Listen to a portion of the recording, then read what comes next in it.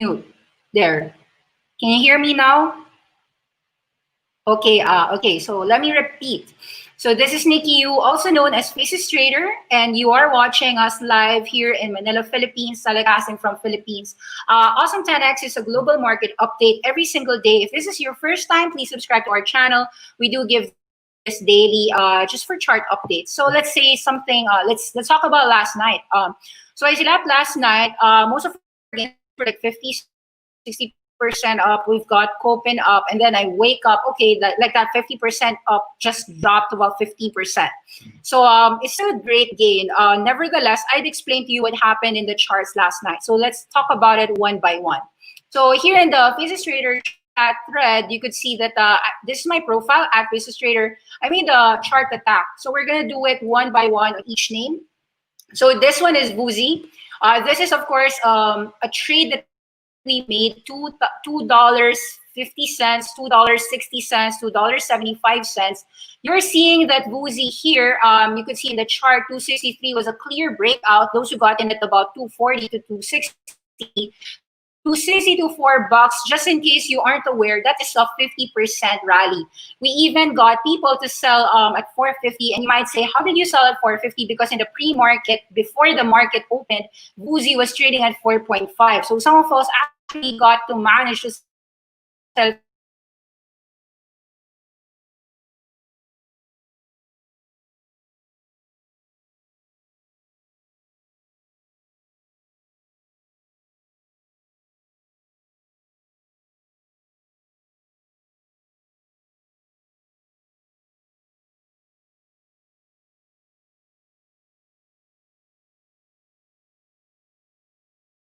also not hearing me.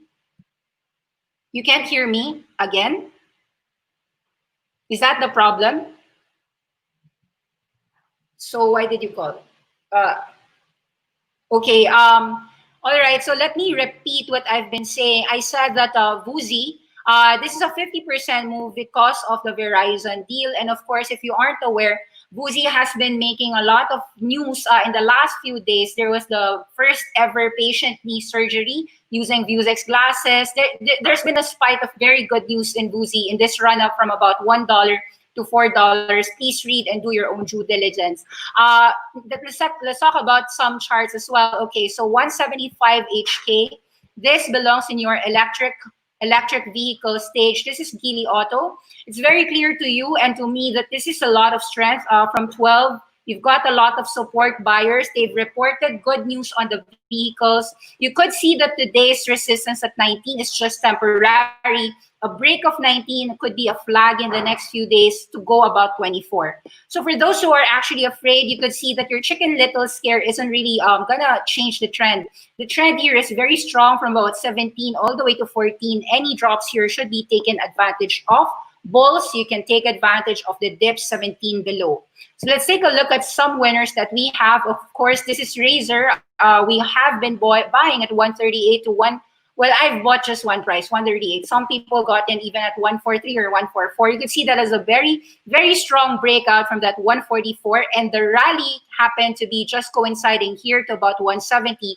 That is your prior resistance. Nevertheless, put a pause here at about 170 to 150, or even 150, even a drop near 150 should be considered a buy.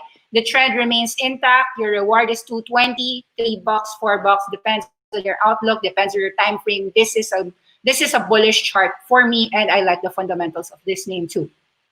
Let's talk a lot about these. It's all in our thread. Okay, so 700, it's very simple. 10 cent drops below 500. Take advantage of the entry. long-term intact. 12-11 profit-taking action move, stronger ledge at 72 to 76. So as you could see, I've been charting this in the last 3 hours already. So some of my charts could have changed already. Either it went falling down, but BYD company was a very clear buy here at about 56 to 60, went as high as 90. Yes, you heard that right, 88 to 89. So like right now, people are stressing out of the fact that, oh my God, NASDAQ fell and every name fell 10%. But what they aren't telling you is that these names have gone 50% up, 60% up in just a few days. Naturally, too fast, too furious would lead to some pullbacks. And this pullback is not, it's not going to change the trend that BYD at about 60, those buyers are selling at 70, 72. So they might be selling at 85, and there will be buyers here back to about 68 to 72. Okay, so that's really a payments. IPO was $20. So some people with the attention now going down, this is being taken profits. You can see that all the recent IPOs after a strong 100% up or 200% up are being sold down. This is not just for Shift Payments. This is happening for Blue City. This is happening for there's this IPO called Kings of Cloud, and then GAN Limited was also being sold down. Take note that these IPOs are up like 200 to 300%. So I wouldn't be surprised that Lemonade also fell. Did Lemonade fall last night? I mean, OCFT could have fallen. See, Lemonade falls from about 90 to 78. You have to understand that these have large downside potential because the IPO of Lemonade was somewhere at about $30, if my memory is correct. Or some, yeah, I think it was $30 below. And then these names like OCFT, sure, it fall about 28 to 22. You know why? Because the people have it at 10. If you are late, you are the one that loses. You're late. You never entered the right prices. You never entered at 10. You never even entered at 17. You didn't even enter at 18. So if you're saying that you're losing money, that's because you're late. But maybe you're saying, I thought that I'm not late. Well, it depends what you're holding. You could see that I am showing to you charts of these late movers, late entrants. But what happened to the people who bought Copen? Not late, right? Why? Okay, so Copen, we bought somewhere here at about 130 to 120, went as high as 190. Sure, the profit taking did ensue. And what happened intraday for Copen, I was sleeping, it was 180, I didn't even sell. I woke up and saw that it was 150, and so I felt, oh my God, but it doesn't really quite matter. Sure, it matters. That's 180 to 150. You might be computing in your head how much money you lost for not selling at 180 and you could buy back at 150. But everything is in hindsight. I'd say that when you know the winner that you're holding, it is kind of hard to actually be taking profits too fast, too soon. Take note that Copen here is the leader, your smart glass leader. It owns Solo Wearables, owns a stake in your RealWear. And it has partnerships with Google Glass for Enterprise Edition 2. They also partnered with the Google Glass 1. So knowing more about the company makes you actually hold a winner, even if there are these such drops. So I know that is such a hard drop, but let's take a look at the chart of Copen. You could see that supports at about 134 would be aggressively bought. It never really fell to 110. So I'd say anywhere from about 148 to 134. Some people who don't have Copen is probably studying this name, wanting to get a piece of the pie of this great winner. You could see this winner can go as high as 248, even in the short-term perspective. But if you are taking a look at the five-year trajectory, take note that Apple has been starting their augmented reality glasses already, and they are scheduled to produce those by 2022. So if you can hold this for about 22 to 23, that's a 2 to 3 year format, you might be seeing yourself in a 300% to about 1,000% journey. Take note that the wearables of Apple are a significant contributor. Apple is now a $20 billion revenue. It used to be just about $5 billion revenue. So really the strongest growth sector of Apple is in the wearables. And I wouldn't want you to miss out on great winners in the wearables if you are so fixated in a 10 to 20% gain, missing out on that 300% gain if you know how to hold your winners. So you could see that, sure, all of your FANG stocks have pulled back. You can see that is strong resistance at 400, now 80. However, it doesn't mean that Apple will not be bought. Any drops of Apple back to about 330, I'd say would be bought. Now you might say, well, it's never going to go 330. Well, you can never say never, but I would tell you that supports will be bought. What's happening to your Nasdaq? Let's tell you a bit of the index. Okay, so right now I'd say that you have to know what you own. You have to know, is the company that I'm buying still got growth? So actually, like for the Nasdaq, a lot of people were calling tops here at about 10.1. We actually reached the 1414 extension of about 11,000 in Nasdaq. So that is a clear round number top. So if we have a clear round number top at 11,000, does that mean that we have supports at 10.5, at 9.97, 9.4, and 9,000? The answer is yes. Now, you might say 11,000 to 9,000 is a 20% screening drop. Does that mean that my Facebooks, my Amazons, my, all these names would fall by 20%? Not necessarily. I'm going to show to you that, yes, there is a potential drop. So I would say that to be prudent, asset allocation means you trim your overweight. Well, you might say, I thought you're never going to sell your winners. Yes, we're not going to sell all of our winners. What trimming means is that if you have a asset allocation and you put, let's say, 10% of your allocation to, let's say you bought 10% allocation with Copin. Of course, it rose like 50%. That means your 10% allocation became 15% simply by the market telling you that you have a winner. So what you could do is you trim that 5% gain so that you go back to your 10% weight and no problem. So you're still holding your winners. What's happened recently is, of course, a lot of these electrics have gone so strong. This is your Tesla rising above 1.4, and that was like hitting as high as 1.7 in just a couple of days. So of course that was a clear breakout at 1,030, 1,050. People managed to get that is a 50% rally, and people don't want that move to get away. So some people have sold. I would say that any rallies tonight near 1.5 to 1.6 will be sold. Maybe it can fall, but I'd say that there will be some buyers here at 1.3. Either people who close their positions will want to re-enter back, but these trends are hard to negate. These are super strong, powerful trends. You don't negate them. Example of a super strong trend, Zoom is sleeping like a baby. Take a look at what happened to your Zoom video. Sure, you could say it dropped, but it hardly dropped. This is 280 back to about 260, hardly dropped. You could say that it will take a miracle just to make Zoom video consolidate back to 215 or even at 180. So I'd say focus on the winners. And if you have these winners, you want to have your cash to actually buy them on dips. So what happened to some of your winners? Yes, I said that there are winners in the IPO segment that are stronger in a dip. So with Casey, I was fast. Actually, last night, even before yesterday's drop, Casey was already dropping from 42 back to about 38. I already sold at 38, not knowing that it's going to go 33. But you could see that it's faster for it to fall because these people have an IPO of $17. So a lot of the IPO buyers and a lot of the chasers are also selling down, creating that sell-off pressure for these names. So the more that it is new, like ripe for a sell down. So I don't have Blue City yet. This is, of course, your Chinese Tinder, the Chinese gate Tinder. It's BLCT. But you could see that it dropped 20% down from about 35 back to about 19 yesterday. I haven't bought this. I'm taking a look at about 17 below. Why 17? 17 was the IPO price. And if it's going to break 17, it could even go to 9 or 10. So this is a name that I'm taking a look at. Doesn't mean I'm buying it. It's just a watch list on my end. But you could see that it is easy for people to dump their IPOs because there's free money abounding. So also there's going to be a lot of SPAC attacks, a lot of SPAC. Let me tell you what's happening. So FMCI is going to be Tattooed Chef. And with a foreign merger, you could see these drops are back to about this one, $14. But take note, this started the breakout from 11 to as high as 20.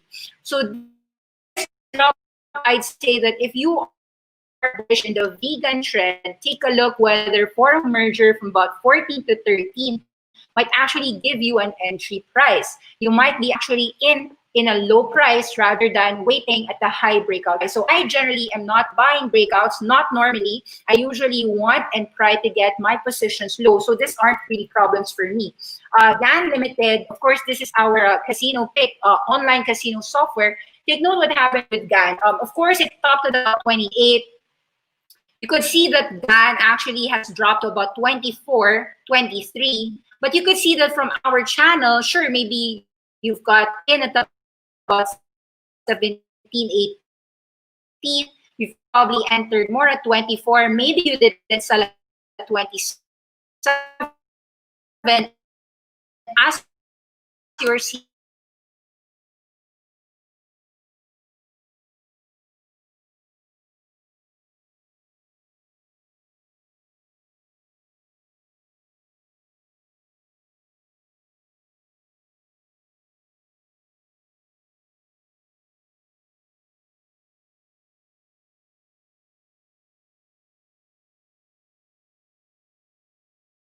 getting powered by GAN with an 80% gross margin. That is your software as a service business for your online casinos. It's a huge TAM, huge opportunity, something that you want to put your eyes on, and something that is not a problem for me. This is also something that I'm taking a look at, Sunrun. Of course, Sunrun went almost 60% in just a few days. So people are talking about Tesla, but what they're not talking about is Sunrun. Sunrun went from about 20 to 33. That is a 60% move in just 1, 2, 3, 4, 5 days. So naturally, after a 60% move in 5 days, some people are taking profit, but I'd say that drops here at about 26 to 24 should be taken advantage of. So why is Sunrun rising? Of course, in your electric vehicle space, you've got to have a solar panel installed in your home, your residential home. And the largest residential home panel installer is Sunrun with Vivint Solar. So with that partnership, that is your gap up. Any drops here should be taken advantage of, even as low as 20, not a problem. This is all about your buying in tranches. You know, you have to know your asset allocation. It's all about your asset allocation. How much weight am I putting on my Sunrun? How much weight am I putting in my electric vehicles, in my streaming revolution? Taking a look at your streaming, a lot of people have noticed, of course, Roku, minor speed bump at 166. But if you notice that 166 is already 50% up since the breakout point of 112, okay? So again, people are saying Chicken Little, oh my God, the sky is falling, but they aren't giving you the reality. We have rallied 50% in just 5 to 7 days. If you have a winner, and if you don't have a winner hitting 50%, it automatically tells you that, hey, I don't have a winner. The fact that my shares didn't go up 50% and Roku did means that I gotta have Roku in case Roku gives me an entry to 134. See the logic here? You gotta have winners, not losers. So what am I saying? This is not a problem. Like any drop of Roku to 135 is just an opportunity for those who don't have it to enter in a good winner. Okay. What are some losers? Okay. This isn't like, I didn't like the move here. So sure, at 12, I think it was a 50% move at 18, but it didn't happen. It stopped at 16, 17. $1 shy of our target. You could see that resistance here at 1750 and then goes down to 1450. So whenever it loses all those gains very fast, I'd say resistance is about 15 to 16. Same thing happening for our plural site. Okay, plural site, there's a secondary offering at 21. We bought at 17, it rallied to 19, then back again at 1750. When it can't even rally 50%, to me, it means that, okay, this is a weaker name. I chose a weaker name. I should put it into cash and put it into somewhere where I can make some money from. Of course, I might like it fundamentally, but if the market doesn't agree with me, I have to listen to the market too. What are some picks that I like that didn't pan out? I thought the PagerDuty was cheap at 28, 26, 27. Sure, you have been buying. Rally to 32, it hadn't been right. Okay, so I have it. So at 30 and 29, I luckily sold. Honestly, it was just luck. Why did I sell PagerDuty at 29.30? It was really more of a technical move for me because I had winners hitting 30, 40, 50%. And PagerDuty was just less than 10%. In fact, Upwork was also less than 10%. So whenever like I have a strong winner and then these are like weaker horses, so I trimmed them, not knowing that they would fall something like this. Like so PagerDuty fell back to 25. I think that it is cheap, but it could be that cheap gets cheaper. You've got supports here at about 24 to 22. So work actually managed to rise at 36, but got sold down. So you've got a lot of dynamite move happening recently. A dynamite, I think, is a candlestick wherein it looks like that, like you open high and then you close low. I'm not sure if that's, I think, yeah, if my memory is correct, yeah, I think like Chartist that a dynamite. So it's not a good thing. Like, take a look. This is what a dynamite is. Kabam, dynamite. A dynamite bang. So usually a dynamite isn't a good thing. So for Slack, I'd say that some people would trim some at 34, even if they like this company long term. So I was telling my group that 35 was a resistance. So some of them actually managed to even sell at 36.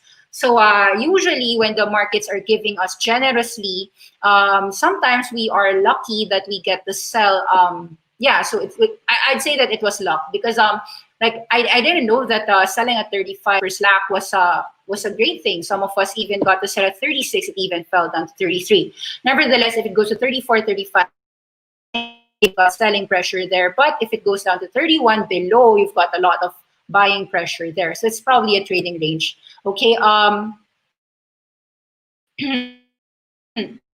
You could see in so for payments, I'd say that StoneCo.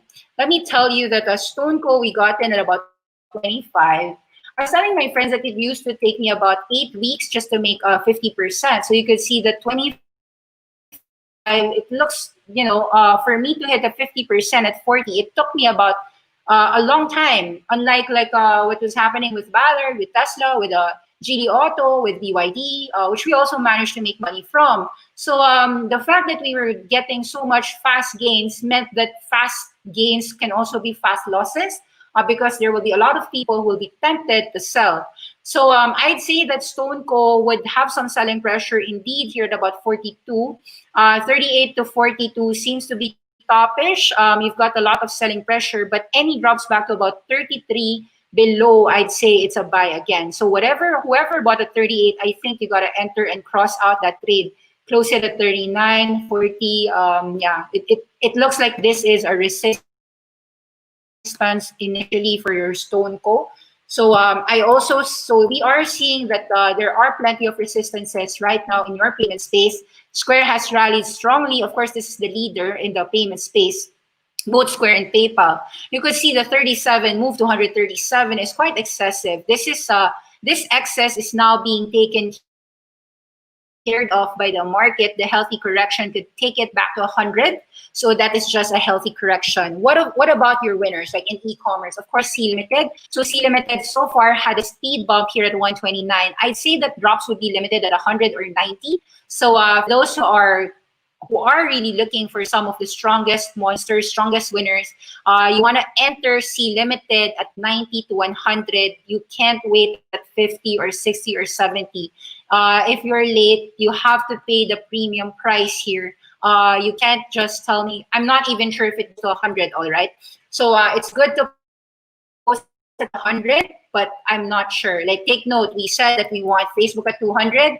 It never got to 200. Folks, it went only to 208, then went to about 245. Sure, right now, Facebook has resistance here at about 245, back down to 239. But I'd say Facebook dropping at 218 and back to about 209 and 200 is going to have a lot of buyers. So with NASDAQ resistance temporary at 11,000, any 10% drops at 10,000 NASDAQ is actually going to be bought by your bulls. Pay no attention to the scared chicken littles. They never helped you when you were making money 50%. They weren't there to help you at your 100% gain. So why would you listen to them where they talk about selling pressure? It doesn't mean that you're not managing your risk.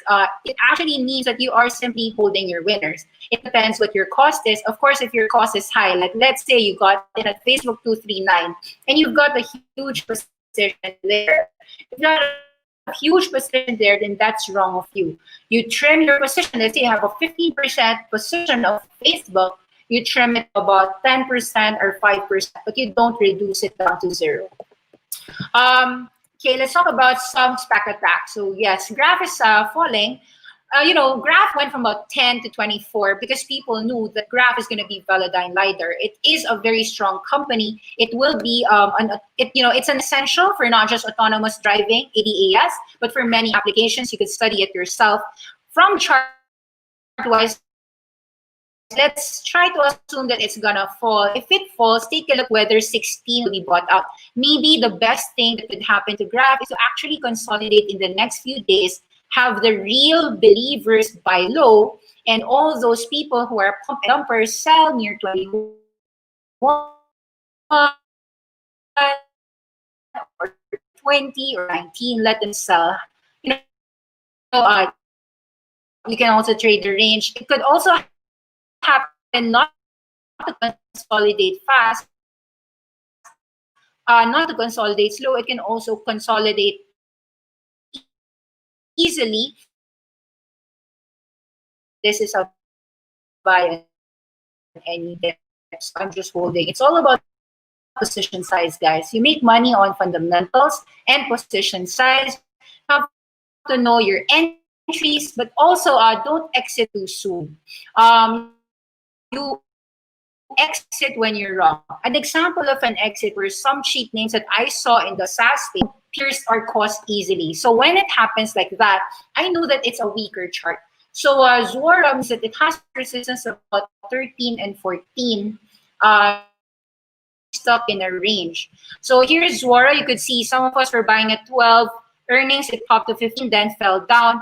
Rallied again to 14, then fell down, then sold down. So you are clearly seeing that these people who got in at about 14 to 16 are clearly selling it down.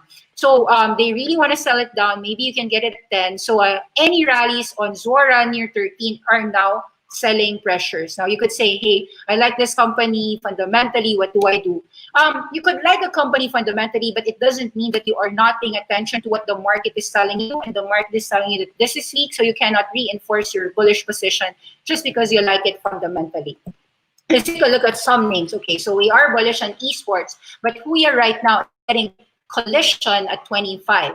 Sure, this is a 50% move. If you got in at the right price at about 16 where we were buying and you even entered at 18, this is still a significant rally. So when you're taking profits tonight on your Huya, please don't feel bad that, oh my God, it went to 25, I sold 23. Because for all you know, there are some people who try to call the top, they probably sold at 20, they probably sold at 21. Sure, maybe it can go 27. So what you want to do is sell 23, 25, 27, and then buy back at 21, 20, 19. Now, you might always say that you could buy back, but the true winners don't really fall that low. So, I mean, I'm just saying that if you're thinking that you can get back your Huya at 16, maybe not. It might not even below go 20 below. Okay, so don't always think that you could buy back your winners. Some of the winners that we like that actually fell fast was Akamai. So Akamai and Limelight Networks fell. Mostly I think because Fastly and Cloudflare was falling too. So of course these four names are all about it is that Akamai is profitable. Most of the rest are not. So so this one is your blue chip in your CN, and it also has cybersecurity. Not a problem though. You've got a strong support here at 100. We have bought here at 100. So even at 109, we're still up 10%.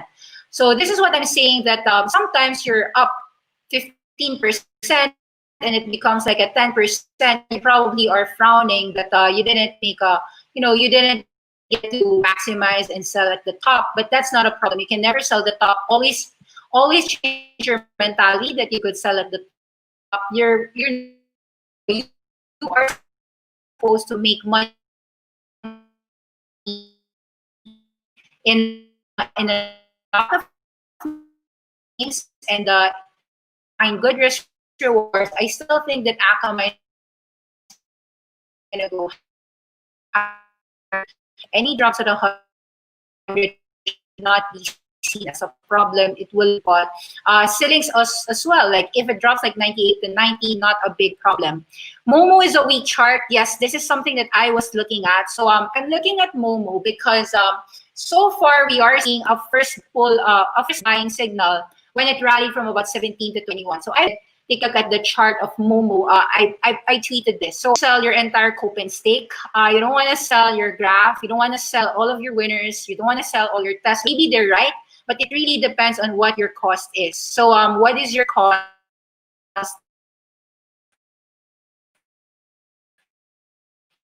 And what is your trailing stop?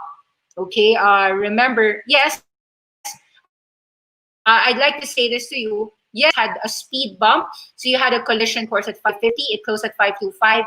Maybe you have been telling yourself, well, when do I sell my Netflix?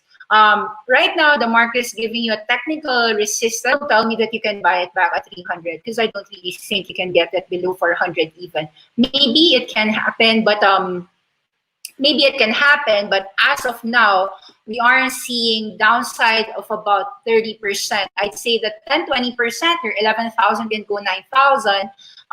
Your FANGMANs would move down, but it's more about your asset allocation. So the question is, how much cash do you have? How much exposure do you have in the market? And yeah, so you have to understand those things. Those are more important rather than the entry and exit price. It's all about how much exposed you are in the market. I'm telling you what that some people are not as exposed to the market, and that's why they would rather buy on bigger pullbacks if the market does give a big pullback. There are big pullbacks that I'm waiting for. I'm waiting for MongoDB to go down to 150. I'm waiting for Twilio to go down to 150. You know, there's a lot of names that I want to fall. I like it to go down to 48. So you might say, if I'm a bull, why do I want it to fall? Because you know what? Even if I'm bullish, I can. So on rallies to about 55, 58, now I know that, okay, since we have a resistance at 11,000, at least I know that it's not going to run. Because, you know, the problem is it's too fast, too furious. I'm scared of selling.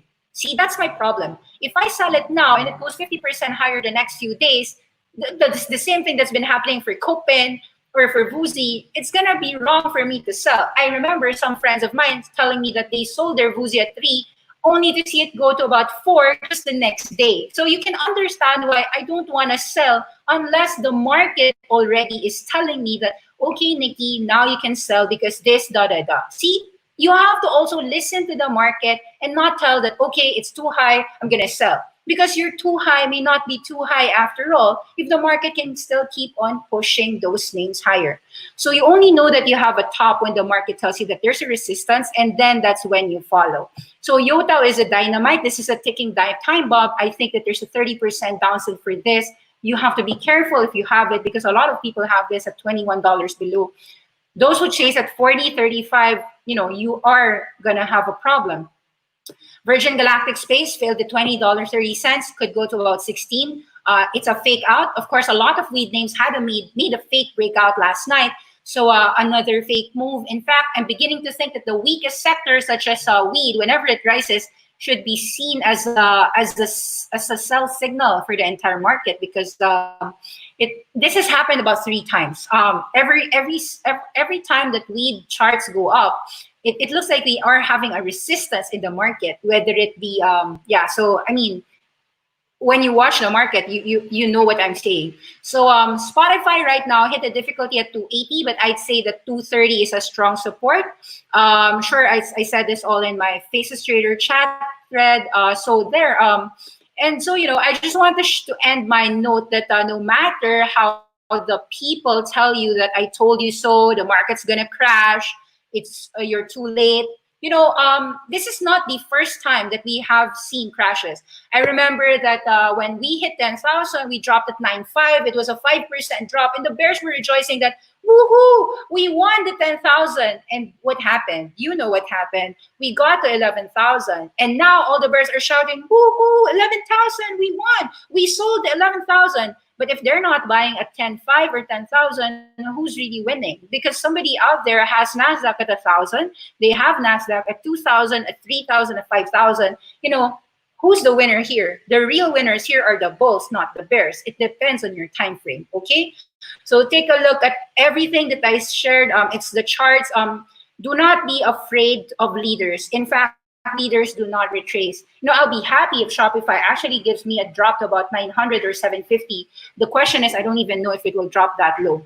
So that's it, guys.